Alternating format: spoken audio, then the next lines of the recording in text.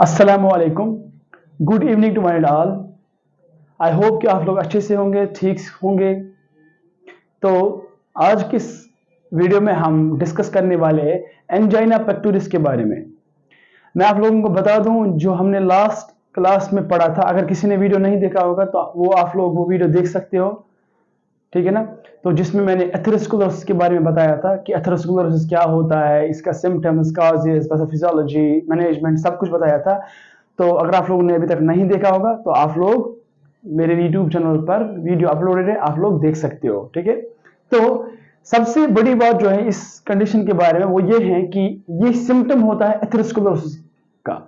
यानी एथेरोस्क्लेरोसिस जब होता है ना, जब आपकी जो कोरोनरी आर्टरी होती है, जब उसके अंदर जो कोलेस्ट्रॉल होता है, जो फैट होता है, जब वो डिपॉजिट होता है, जब वो एक्यूमुलेट होता है वहां पे, तो जिसकी वजह से वहां पे प्लेग बनता है, ठीक है, या ब्लॉकेज होता है, ठीक है। तो उसी कंडीशन का ये सिम्टम होता है, यानी उसी कंडीशन की वजह से ये ऐसा होता है, ये कंडीशन होता है, ठीक है।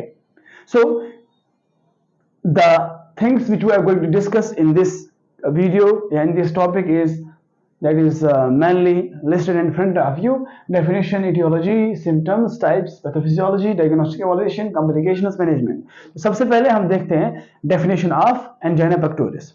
So, what is angina pectoris? A disease marked by the brief, sudden attacks of the chest pain or discomfort caused by deficient oxygen supply to heart muscles due to impaired blood flow.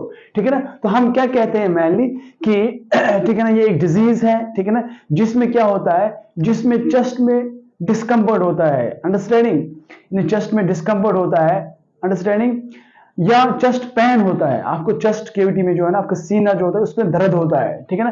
क्यों होता है दर्द? क्योंकि वहां पे oxygen supply कम पहुंचती है। There is a decreased oxygen supply to the myocardial muscles. जो मायोकार्डियल होती है ना, मायोकार्डियम जो होता है इनर लेयर, जो बीच का लेयर होता है हार्ट का, उसके अंदर जो मसल्स होती हैं उनको ऑक्सीजन नहीं पहुंचता है। ऑक्सीजन क्यों नहीं पहुंचता है? क्योंकि वहां पे ब्लड सप्लाई ही कम पहुंचता है, जिसको हम बोलते हैं मायोकार्डियल इस्कीमिया। इस्कीमिया आप लोगों को पता ही होगा, आई होप, कि इस्कीमिया का मतलब होता है कि when there is a lack of blood supply to the particular organ, particular tissue या पर्टिकुलर मसल, ठीक है, जिसके अंदर जो ब्लड वेसल्स होती हैं, या वहां पे जब उनको अच्छे से उन टिश्यूज को अच्छे से ऑक्सीजन नहीं पहुंचता है। ऑक्सीजन क्यों नहीं पहुंचता? क्योंकि वहां पे ब्लड सप्लाई कम होगा, क्योंकि ब्लड होता है वही मेनली ऑक्सीजन को कैरी करता है, ऑक्सीजन को हार्ट तक पहुंचाता है। नॉट ओनली हार्ट तक, जो बॉडी के अंदर जितना भी टिश्यूज है उनको जरूरत होती है ऑक्सीजन की, ताकि वो अच्छे से काम कर सके। So what is this angina? It is nothing but is the chest pain which is mainly characterised by if insufficient oxygen supply to the tissues, or we can say to the muscles of the myocardium. Why? Because due to the lack of blood supply to the myocardial muscle, that is known as myocardial ischemia. Okay, so I hope कि आप लोगों को समझ आया होगा definition. Next one is etiology. Etiology का मतलब होता है कारण क्या होती है, रीजन क्या, वजूहत क्या होती है जिसकी वजह से ये कंडीशन आती है, ठीक है ना। तो आप लोगों को अगर पता होगा कि मैंने आपको पहले ही बोला कि ये एंजाइना पेक्टोरिस जो है ये सिम्टम होता है एथेरोस्क्लेरोसिस का, ठीक है ना। तो इसलिए हम बोल सकते हैं, सबसे पहले हम बोल सकते हैं कि एथेरोस्क्लेरोसिस जो है ना वही इसका काज हो सकता है, वही इसका मेन कारण होता है। क्योंकि जब वहां पे आप लोगों को मैं बता सकता हूं, जब कोरोनरी आर्टरी के अंदर फैट डिपॉजिट होता है, यानी वहां पे फैट एक्यूमुलेट होता है, और ये डब्ल्यूबीसीज बाकी बाकी सेल्स है ना, वहां पे जब वो एक्यूमुलेट होता है तो वहां पे ब्लॉकेज होता है, वो ब्लॉक करते हैं, यानी ब्लड सप्लाई बहुत कम फ्लो होता है। तो ऐसा भी होता है कि जब वहां पे ब्लॉकेज होगा तो कम ब्लड, तो हार्ट के अंदर जो मसल्स होते हैं उनको कम ब्लड पूछेगा, यानी कम ऑक्सीजन पूछेगा। क्यों? क्योंकि ब्लड ही कम होता है वहां पे, क्योंकि ब्लॉकेज होता है कोरोनरी आर्टरी के अंदर। तो इसलिए हम बोल सकते हैं सबसे पहला काज जो हो सकता है वो हो सकता है कोरोनरी आर्टरी डिजीज, ठीक है ना। सो मेन काज जो हो सकता है, समझ आ रहा है। Next one will be smoking. Smoking is a risk factor, यानी अगर कोई सिगरेट पीता है, ठीक है ना, क्योंकि सिगरेट के अंदर होता है निकोटीन। मैंने कल ही बोला था आप लोगों को, एथेरोस्क्लेरोसिस का कॉज भी हो सकता है, रीजन उसका रीजन या उसका रिस्क फैक्टर भी हो सकता है स्मोकिंग, ठीक है ना। क्योंकि स्मोकिंग अंदर होता है मेनली निकोटीन, जो अफेक्ट करता है नॉर्मल ब्लड फ्लो को, ठीक है ना। वहां पे जब बहुत सारा फैट डिपॉजिट होता है, ठीक है ना, या फैट या मटेरियल डिपॉजिट होता है जिसको हम बोलते हैं प्लेक, तो उसकी वजह से ना जो ब्लड है ना वो रुक जाता है, वो चल नहीं पाता, वो सर्कुलेट नहीं कर पाता, यानी हार्ट तक नहीं पहुंचता है, ठीक है, जिसको हम मेनली कहते हैं जिसमें एंजाइना, जिसकी वजह से एंजाइना पेक्टोरिस होता है, ठीक है। Now next one is high blood pressure.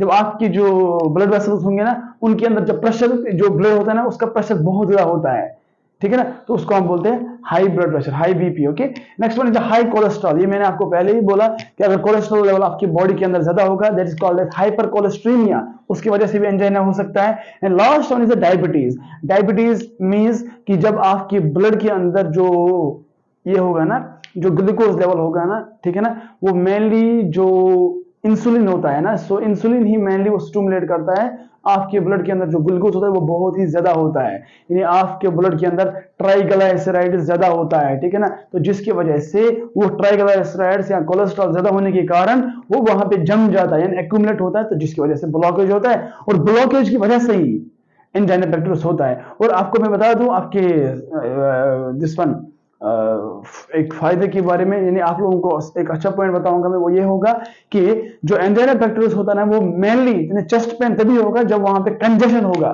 यानी जो ब्लड है ना, ब्लड वहां पे एक्यूमुलेट हो जाएगा, एक ही जगह पर एक्यूमुलेट हो जाएगा, आगे नहीं चल पाएगा।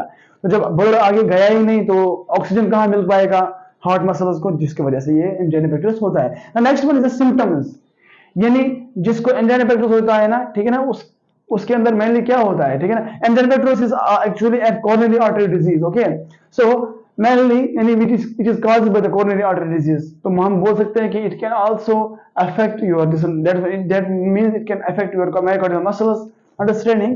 सो सिम्टम्स क्या होता है, चेस्ट पेन यानी angina. Next is the diaphoresis. What is diaphoresis? Diaphoresis का मतलब होता है एक्सेसिव स्वेटिंग।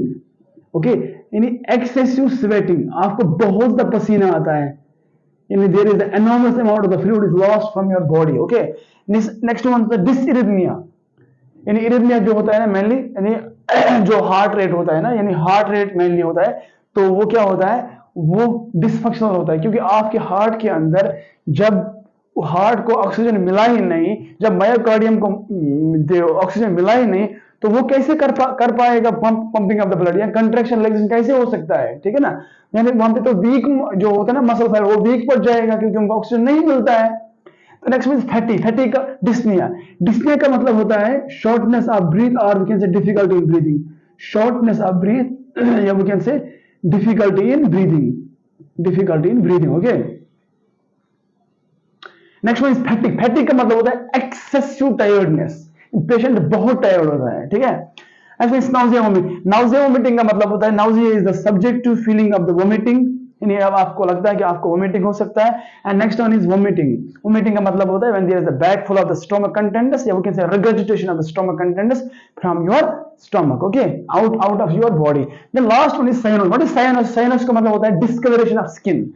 जब भी आपके अंदर जब भी आपका एंजाइना पेक्टोरिस होता है ना, उसके अंदर ना जो आपका स्किन होता है वो पेल होता है, चाहे फेस पे होता है, चाहे आपके जो आर्म्स होते हैं, ठीक है, जहां पर भी स्किन का कलर चेंज होता है, मोस्टली पेल होता है, ठीक है ना, क्योंकि जो आपके जो मेनली जो अपर एक्सट्रीमिटीज होते हैं या फेशियल मसल्स होते हैं, तो उनको जो उनको मेनली ब्लड सप्लाई करता है, ऑक्सीजन सप्लाई करता है ना, वो कम होता है, क्योंकि हार्ट ही मेनली सप्लाई करेगा ब्लड, ठीक है ना, पूरी बॉडी को। जब हार्ट के अंदर ऑक्सीजन आया ही नहीं, ठीक है, जब हार्ट के अंदर ब्लड बहुत कम आया है, तो जाहिर सी बात है तो ऑक्सीजन बहुत ही कम चला जाएगा, तो जिसकी वजह से टिश्यू डेथ हो सकता है, तो जिसकी वजह से क्या हो सकता है, साइनोसिस, यानी हार्ट यानी डिस्कलरेशन ऑफ स्किन, यानी स्किन का discolouration. Okay, next is complications, यानी इसका मतलब होता है जिस पेशेंट को if we left this condition untreated, अगर हम इस कंडीशन को ट्रीट नहीं करेंगे ना, तो क्या हो सकता है, सबसे पहले heart attacks.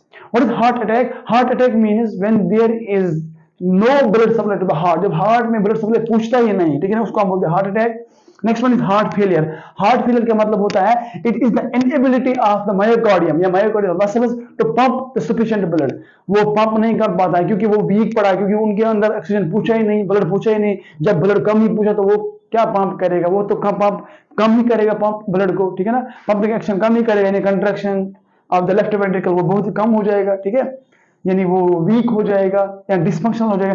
Last one is abnormal heart rhythm, यानी जो हार्ट रेट होता है, जो हार्ट का फंक्शंस होता है, जो इलेक्ट्रिकल एक्टिविटीज ऑफ हार्ट के अंदर होता है मेनली, वो बहुत ही वीक हो जाएगा, ठीक है, क्यों? क्योंकि ऑक्सीजन नहीं पूछता है हार्ट मसल्स को। Okay, so this was all about the complications of the angina pectoris. Okay, so now we will be discussing about the types of angina. Okay, types of angina pectoris, कितने किस्म होते हैं angina pectoris के अंदर। Okay, so first one is stable angina. Stable angina is the type of angina pectoris which occurs mainly at rest. which causes due to the atherosclerosis। जब fat deposition होता है आपकी कोरोनरी आर्टरी के अंदर तो उसकी वजह से जो चेस्ट पेन होता है उसको हम बोलते हैं stable angina. Next one is the unstable. Unstable means when you are involved in some activities और when you are having stress. आप लोग स्ट्रेस लेते हो, स्ट्रेस की वजह से भी होता है, ठीक है। तो वहां पे मेनली क्या होता है, तो वहां पे मेनली क्लॉट बन जाता है, ठीक है। So when there is a clot formation, ठीक है ना, इनसाइड द कोरोनरी आर्टरी, एक तो होता है deposition of the fat inside the coronary artery, लेकिन उसके अलावा उसके बाद क्या होता है, ब्लड क्लॉट होता है। तो जब ब्लड क्लॉट होगा तो वो क्या करेगा, वो मेनली उस कोरोनरी आर्टरी को ब्लॉक करेगा, जिसकी वजह से एंजाइना पेक्टोरिस होता है, ठीक है। Next is the variant. What is variant? Variant का मतलब होता है कोरोनरी आर्टरी स्पाज्म, यानी जब कोरोनरी आर्टरी ना नैरो बन जाती है ना, टाइटनेस होती है, when there is a tightness of the coronary arteries, जो कोरोनरी आर्टरी का अंदरूनी का जो वॉल होता है ना, जब वो टाइट हो जाएंगे, ठीक है ना, जब वो एक दूसरे के नजदीक आते हैं, ठीक है, या टाइट होते हैं, ठीक है ना, यानी बहुत ही नैरो स्पेस बनती है उसके अंदर, जगह बहुत ही कम, जिसके थ्रू ब्लड या ऑक्सीजन पास हो सके, ठीक है, या न्यूट्रिएंट्स व्हाटएवर इट इज। तो उसकी वजह से एक पेन होता है, इसको हम बोलते हैं मेनली एंजाइना पेक्टोरिस, यानी उसी की वजह से होता है angina pectoris, okay. Next is the nocturnal. Nocturnal का मतलब होता है कि व्हेन यू आर स्लीपिंग, जब आप सो रहे होंगे तो सोने के वक्त में, ठीक है ना, क्या होता है, जब आपको चेस्ट पेन होती है तो उसी को हम मेनली बोलते हैं nocturnal, because nocturnal means which is related to the bed time, ठीक है ना, यानी बेड टाइम में, यानी सोने के वक्त में, जब या सोते वक्त या सोने के वक्त या सोकर उठने के वक्त, ठीक है ना, जब आपको चेस्ट पेन होता है, ठीक है ना, सीवियर चेस्ट पेन होता है, शार्प चेस्ट पेन होता है, तो उसका मतलब होता है, तो उसको हम बोलते हैं nocturnal angina pectoris. Now next one is about pathophysiology, ठीक है ना, यानी डिजीज लाइफ साइकिल, यानी कैसे होता है। सबसे पहले मैं आपको बताऊं कि इसके लिए रेस्पॉन्सिबल फैक्टर होते हैं सबसे mainly coronary artery diseases, atherosclerosis, ठीक है ना। सो उसी हिसाब से हम देखेंगे, ठीक है। तो सबसे पहले होता है ड्यू टू एनी कॉज। जब आप पैथोफिजियोलॉजी लिखिए हो, this is the correct way of writing the pathophysiology, okay. So first one is due to any cause, यानी कोई भी कॉज, चाहे वो स्मोकिंग हो, चाहे वो एथेरोस्क्लेरोसिस हो, चाहे वो स्ट्रेस हो, चाहे वो हाई ब्लड प्रेशर हो, चाहे वो this one cholesterol level high हो, whatever it is, okay। So what happens mainly, so due to any cause there is a decreased blood supply to the heart। मैंने पहले ही बोला अगर atherosclerosis होता है, when there is the coronary atherosclerosis, so it may lead to the decreased blood supply, यानी blood जो है ना वो हार्ट में पूछेगा ही नहीं, और उसकी वजह से क्या होगा, ऑक्सीजन भी नहीं पूछा। क्यों? क्योंकि जब ब्लड ही नहीं पूछा तो there is the insufficient oxygen to the supply to the muscles of heart, is myocardium, which will lead to the ischaemia. Ischaemia का मतलब होता है low blood flow to the area, low blood flow to the organ या tissue, okay. That is mainly known as myocardial ischaemia हो जाएगा। और myocardial ischaemia जब होगा तो that means when there is a myocardial ischaemia the pen receptors are induced and there is occurrence of the chest pain, so which may be given you the symptoms, okay। So this was all about the pathophysiology. Now next one is about the diagnostic evaluation, how we are going to diagnose, how we are going to rule out या diagnose this condition, mainly this one angina pectoris, okay। So इसमें हम mainly क्या करते हैं, सबसे first thing जो है वो है हिस्ट्री कलेक्शन। हम हिस्ट्री कलेक्ट करेंगे। हिस्ट्री कलेक्शन में हम पूछेंगे पेशेंट को कि आपको प्रीवियस एक्सपीरियंस तो नहीं है, ठीक है ना, तो do you have the previous experience of the cardiac atherosclerosis, आपको एथेरोस्क्लेरोसिस पहले नहीं हुआ था, ठीक है ना, या आप स्ट्रेस तो नहीं लेते हो, या स्ट्रेस तो नहीं है आपको, ठीक है ना, या आपको ओबेसिटी तो नहीं है। अगर ये चीज पेशेंट के अंदर पाए गए तो हो सकता है ये कारण बन सकता है किसका, एंजाइना पेक्टोरिस का, ठीक है। Next one is the physical examination. Physical examination का मतलब होता है, ठीक है ना, observation, when you are observing the patients, okay. तो हेड टू टो एग्जामिनेशन करते हो तो उसके अंदर आप पाते हो साइनोसिस, डिस्कलरेशन ऑफ स्किन आप पाते हो, ठीक है ना, उसके अंदर वो होता है, ठीक है ना। तो जिस तरह होता है जब excessive sweating होती है, diaphoresis, ठीक है ना, when there is excessive sweating, so that can give you the these are the symptoms which may define angina pectoris. Next one is the chest X-ray, ठीक है ना, आपको वो करोगे chest X-ray we will do, so in order to examine the this one area, in order to get the clear picture, so that we can find out where actually the problem occurs. Next one is the ECG, electrocardiogram. What is ECG test? ECG test we are mainly doing in order to measure या in order to see and detect the electrical activities of heart. मैंने पहले ही बोला कि there will be dysrhythmia, यानी abnormal heart rate, या abnormal cardiac arrhythmias will be there, ठीक है ना, and there will be also decreased cardiac output, है ना, the amount of blood that will be ejected from the heart that will be low only, क्योंकि जो myocardium होगा वो उसमें तो ऑक्सीजन पूछता ही नहीं है या ब्लड पूछता ही नहीं, जिसकी वजह से वो पंप भी नहीं करेगा सफिशिएंट ब्लड को, ठीक है ना। तो इसीलिए हम करेंगे ECG, electrical activities of heart, measure करेंगे, ठीक है ना। तो जिसकी वजह से हम जान सकेंगे कि इलेक्ट्रिकल एक्टिविटीज ऑफ हार्ट क्या है, हार्ट का यानी डिस्फंक्शन हो सकता है उसमें, ठीक है। Next one is EEG. What is EEG? Electro echocardiography. क्या देखेंगे? ब्रेन का इलेक्ट्रिकल एक्टिविटीज। देखो जब हार्ट के अंदर, ठीक है ना, ब्लड सप्लाई पूछता ही नहीं है, ऑक्सीजन पूछता ही नहीं है, तो जो जब हार्ट ब्लड सेंड करेगा, ठीक है ना, ब्रेन को, ठीक है ना, when it crosses the blood brain barrier, so what happens mainly, so your the brain tissue, the brain cells, they won't get sufficient oxygen, so that will be leading to the anti-infective risk. Okay, there will be the abnormal electrical activities or dysfunctioning of the electrical activities of the brain, which will, okay. Next one is the cardiac catheterization. What is this? Cardiac catheterization का मतलब होता है examination of the coronary artery visualization, यानी हम क्या करेंगे mainly, ठीक है ना, हम मैंने एक catheter, we will be putting the catheter, ठीक है ना, इनटू द कोरोनरी आर्टरी, ठीक है ना, that this is the mainly the invasive procedure होता है, ठीक है ना, जिसके अंदर मेनली क्या करते हैं हम कोरोनरी आर्टरी के अंदर, ठीक है ना, एक कैथेटर इंसर्ट करते हैं, तो जिसके अंदर हम देख सकते हैं कि जो कोरोनरी आर्टरी है या जो कोरोनरी आर्टरी है ना, तो उसके अंदर मेनली एक्चुअली प्रॉब्लम हुआ क्या है, ठीक है, जो हमें एसेस करता है, जो हमें क्लियर आइडेंटिफिकेशन देता है कि ब्लॉकेज एक्चुअली किस कोरोनरी आर्टरी में हुआ है। Okay, so this was about the diagnostic evaluation. Okay, so now next one is the management. Okay, let's move on to the management. There are mainly two types of managements, that is medical management as well as next one is the surgical management. So as we know that the coronary artery is blocked, it is narrowed, it's mainly there is a tightness of the coronary artery, so there is also the clot formation. So according to the disease condition, according to the symptoms, according to the symptoms, we can give the treatment, we can give the medicines. The first medicine we can give vasodilators, because the coronary artery is this one narrowed. When the coronary artery is narrowed, we are going to give the medications in order to remove the blockage, understanding? Yeah, in order to dilate the blood vessels, that is we are giving GT, that is glycerin trinitrates we are going to give. Okay, so next one is the beta blockers. Beta blockers हम इसलिए देंगे, ठीक है ना, जो mainly हमें help करेंगे in order to improve the blood circulation, यानी जो ब्लड वेसल है ना, अगर उसके अंदर ब्लॉकेज हुआ है, वहां पे फैट डिपॉजिट हुआ है, जब हम बीटा ब्लॉकर्स देते हैं तो वो उस क्लॉट को या उस फैटी जो मटेरियल होता है प्लेक, उसको रिमूव करता है mainly. Okay, in order to promote the blood supply. Next one is calcium channel blockers. Calcium channel blockers भी हम इसीलिए देते हैं in order to improve the blood circulation, ठीक है ना, सो जिसमें आता है निफेडिपिन। ओके, तो नेक्स्ट इज एंटीकोगुलेंट्स। अगर वहां पे ब्लड क्लॉट बना है, मैंने बोला अगर ब्लॉकेज हुआ, प्लेक बना है, यानी क्लॉट बना है, तो हमें क्या करना है, मेनली हमें वहां पे देना है एंटीकोगुलेंट्स, यानी उसको जो ब्लड क्लॉट है ना, उसको ब्रेक करने के लिए। Next one analgesics we can give, that is the main thing, यानी अगर चेस्ट पेन है तो हमें क्या करना है, हमें ओपाइड्स में मेनली हमें एनाल्जेसिक्स, दैट इज मॉर्फिन हमें देना है, ठीक है ना। Then last one is the thrombolytics. Thrombo means clot, lytics means breakdown, ठीक है ना। Same is with the case of the anticoagulants actually.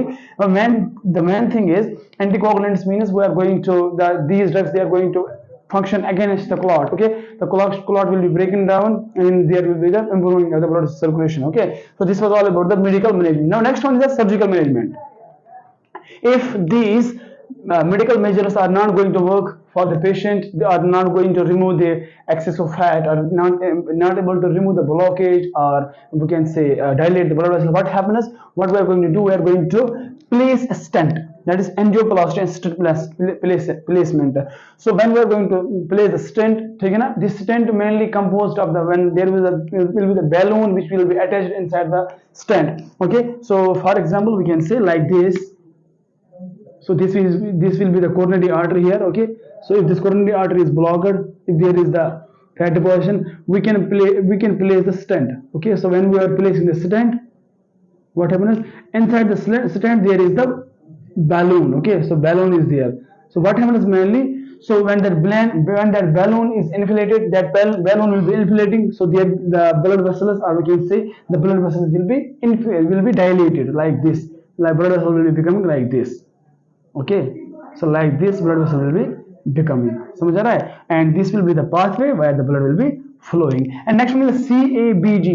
CABG is a coronary artery bypass graft. Actually what we are going to do mainly, so we are going to remove, the doctor is going to remove the blood vessels which has been affected. अगर कोई coronary artery mainly affect हुआ है, जहां पर भी affect हुआ है, for example हम बोलेंगे, for example what is the main thing here, so what happens if there is a coronary artery, if the blockage has happened here, अगर ये में ब्लॉकेज हुआ है मेनली, ठीक है ना, so what happens, a doctor is going to remove the piece of the artery, yeah, we can say coronary artery. When he is going to remove the piece and he is going to artificially put the graft there, that is means that artificial artery he is going to attach at the base, at the end of that, at the end of that